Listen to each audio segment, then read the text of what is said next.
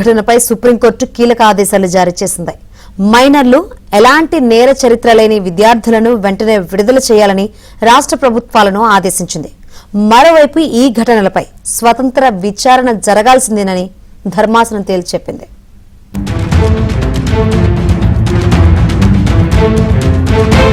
Neat అంశంపై supreme court కీలక ఆదేశాలు జారీ చేసింది. ఈ కేసుల్లో అరెస్ట్ అయిన వారిలో మైనర్లు, నేరాభియోగాలు లేని వారిని వెంటనే విడుదల చేయాలని అన్ని రాష్ట్రాలను ఆదేశించింది.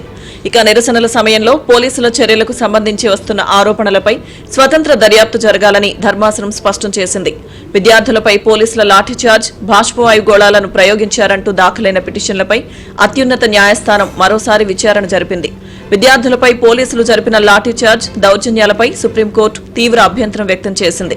శాంతియుతంగా నిరసన తెలిపే హక్కును రాజ్యాంగం కల్పించిందని గుర్తు చేసింది. ఆందోళనకారుల అరెస్టులపై సీజేఐ జస్టిస్ సూర్యకాంత్ నేతృత్వంలోని ధర్మాసనం మధ్యంతర ఉత్తర్వులు ఇచ్చింది. 18 ఏళ్లలోపు విద్యార్థులు, నేర చరిత్ర లేని వారిని విడుదల చేయాలని ధర్మాసనం ఆదేశించింది. నిరసనలకు సంబంధించి నమోదైన ఎఫ్ఐఆర్లపై ఢిల్లీ ప్రభుత్వం దర్యాప్తు కొనసాగించవచ్చని ధర్మాసనం తెలిపింది. కానీ విద్యార్థులపై ఎలాంటి తక్షణ, కఠిన చర్యలు తీసుకోవద్దని సూచించింది. అయితే నేర అభియోగాలున్న ఆందోళనకారులకు ఈ ఉత్తర్వులు వర్తించవని స్పష్టం చేసింది.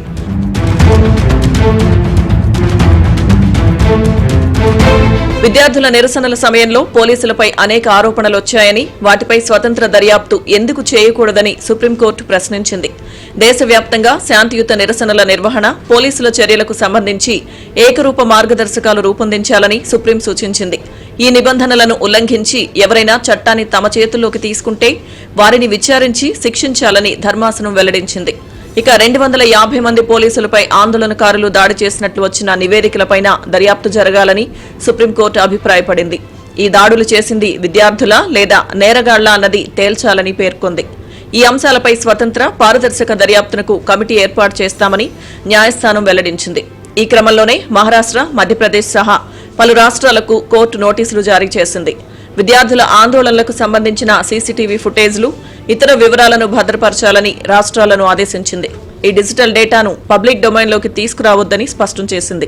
सुप्रीम कोर्ट जो कर रही है वो अपने तरीके से कर रही है, अपने आइडिया के हिसाब से कर रही है, वो करते रहे.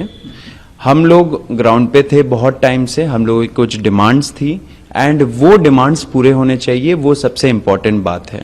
हमारा जो एक जो की डिमांड था वो था कि एफआईआर सारे विड्रॉ होंगे सारे प्रोटेस्टर्स के खिलाफ एंड फ्यूचर में भी कोई ऐसे एक्शन, रिटेलिएटरी मेजर, कोई भी एक्शन सरकार नहीं लेगी किसी भी प्रोटेस्टर के खिलाफ.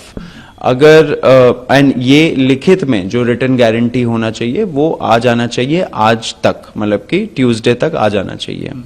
నీట్ ఈడబ్ల్యూఎస్ కోటా ఆదాయ పరిమితిపై సుప్రీంకోర్టు కీలక వ్యాఖ్యలు చేసింది. 8 లక్షల రూపాయల వార్షిక ఆదాయ పరిమితి సమంజసమేనని ధర్మాసనం అభిప్రాయాన్ని వ్యక్తం చేసింది. ఈడబ్ల్యూఎస్ నిబంధనల విషయంలో దాఖలైన పిటిషన్లపై తదుపరి విచారణను ఆగస్టు 11వ తేదీకి సుప్రీంకోర్టు వాయిదా వేసింది. మరోవైపు నీట్ నిరసనకారులకు భారీ ఊరట లభించింది. నమోదు చేసిన అన్ని కేసుల ఉపసంహరణకు అసోం, బీహార్ ప్రభుత్వాలు నిర్ణయం తీసుకున్నాయి.